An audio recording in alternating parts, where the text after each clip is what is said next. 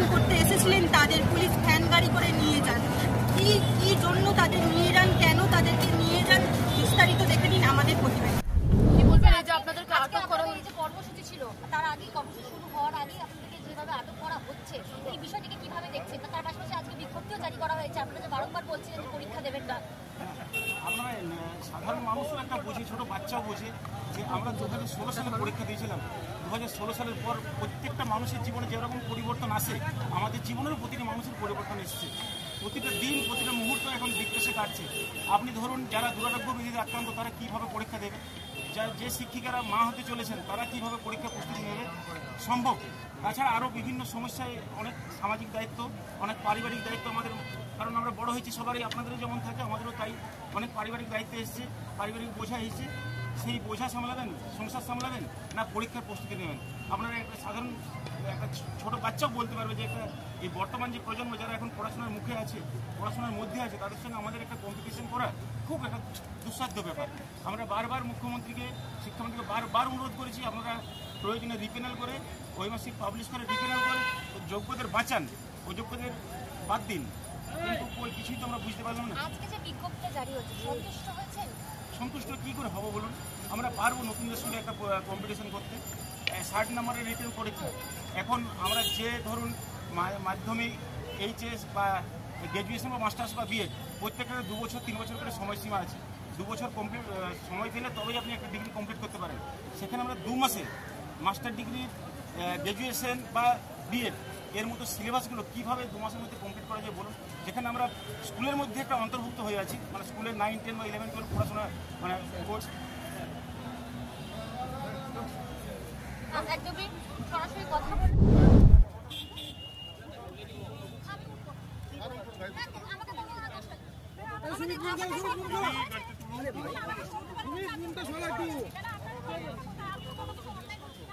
কোথায় ঢোকাচ্ছিস?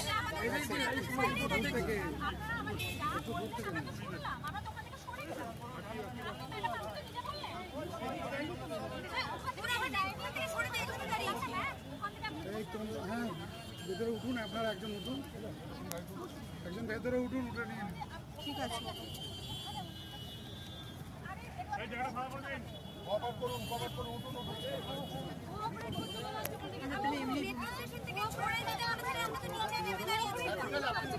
মোবাইলটা পিছনে নে।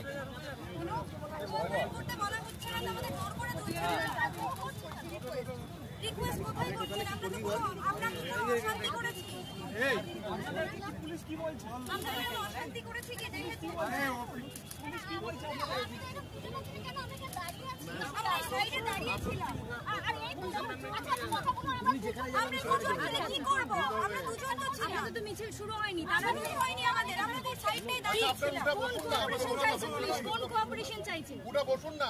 পুলিশ কোঅপারেশন চাইছে, আমাদের জোর করেই করছে। আমরা তো এখানে কোনো ইয়ে করিনি, আমাদের তো জোর করে কি তোলা হচ্ছে। আমরা দুজন কি করব বলুন? এখানে আমরা দুজন কি কোনো মিছিল করছিলাম? আমাদের কিছু বন্ধু আসবে দাঁড়িয়েছিলাম। আপনি যখন মেট্রো স্টেশনে ছিলেন তখন পুলিশ আপনাদের নেমে যেতে বলেছে, আমরা তো নেমে গেছি। কেন বলা হচ্ছে? আমাদের আজকে একটা শান্তিপূর্ণ মিছিল আছে। এই দুজন মিছিল এটা ছাড়া আমরা মিছিল করে অশান্তি করবো মনে হচ্ছে আপনাদের?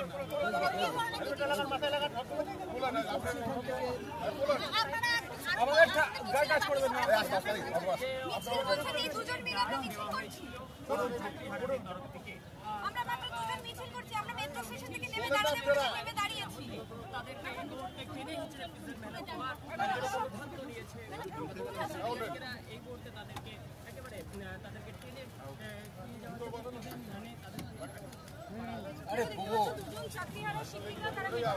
বাইরে তাদের সতর্কতা যেমনটা বলেছিলেন যে আজকে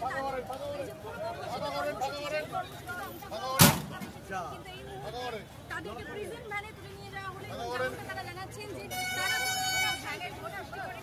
দাঁড়িয়েছে এবং এখানে এইভাবে যখনই অ্যাড্রেস করতে পারছেন, চিহ্নিত করতে পারছেন। আরেকবার জাস্ট বলে দিন কি হয়েছে। আপনার নাম? আমার নাম রমেশ লায়েক, আমি বাঁকুড়া থেকে এসেছি। আপনাকে কেন তুলে নিয়ে গেল আমি বুঝতে পারছি না এখনো কি ব্যাপার। কিসের জন্য এসেছিলেন? আজকে তো আপনাদের একটা অর্থনগ্নভাবে মিছিলে ছিল। আপনি কি মিছিলের সামনে এসেছিলেন? আপনি কি কি মিছিলে শামিল হতে মিছিলে? আমি কাজে এসেছিলাম, সঙ্গে দেখছি মিছিল আছে, অবশ্য সমর্থন জানাতে টিভি সব এসেছে। আমিও তো কেন আটক করা হলো কেন? স্যার নবান্ন অভিযান হবে?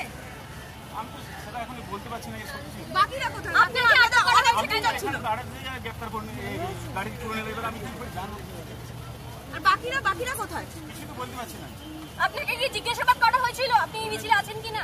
না আমাকে কোথা থেকে আসছি এসব, আর আমি শিক্ষক কিনা। আপনি কোন স্কুলের শিক্ষক? আমি বাঁকুড়াতে। বাঁকুড়ার কোন স্কুল? মেজি হাই স্কুল। আপনি কি একাই এসেছিলেন স্যার? বাকিরা আপনি কি একাই এসেছিলেন? আর একাই এসেছি।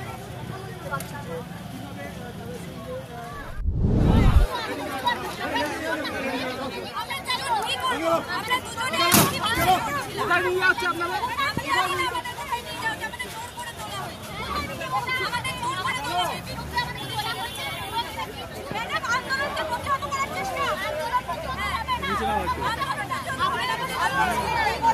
আপনাদের আজকে কি দাবি নিয়ে এসেছিলেন? গুনগুনো কোথায়?